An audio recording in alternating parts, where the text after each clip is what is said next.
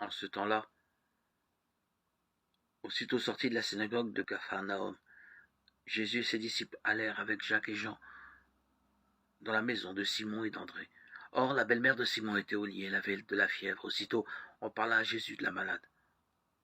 Jésus s'approcha, la saisit par la main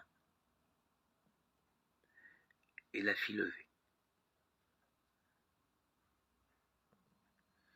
La fièvre la quitta, et elle les servait le soir venu. Après le coucher du soleil, on lui amenait tous ceux qui étaient atteints d'un mal ou possédés par des démons. La ville entière se pressait à la porte. Il guérit beaucoup de gens atteints de toutes sortes de maladies et il expulsa beaucoup de démons. Il empêchait les démons de parler parce qu'ils savaient, eux, qui il était. Évangile selon saint Marc 1, 29, 39. Le samedi, en sortant de la synagogue, Jésus va avec ses amis chez Simon et André. Selon la tradition juive, le dîner festif du Shabbat a lieu juste à la sortie de la synagogue. La belle-mère de Pierre est alitée avec de la fièvre.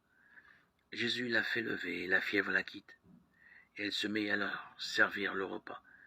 C'est la femme juive qui préside et crée l'ambiance festive du Shabbat, celle qui allume les bougies avant le coucher du soleil. La belle-mère de Pierre n'allait pas perdre l'occasion de le faire, surtout avec Jésus qui est là. Pour elle, c'est sa façon de célébrer la beauté de la création.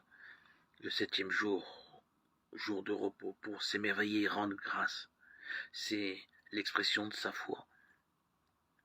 L'annonce de l'évangile et la compassion transformée en un service actif doivent être inséparablement unis. Service qui surgit spontanément quand nous trouvons ces moments de solitude, de louange et de prière pour alimenter la communion avec celui qui est la source et le but de ce que nous sommes et de ce que nous faisons.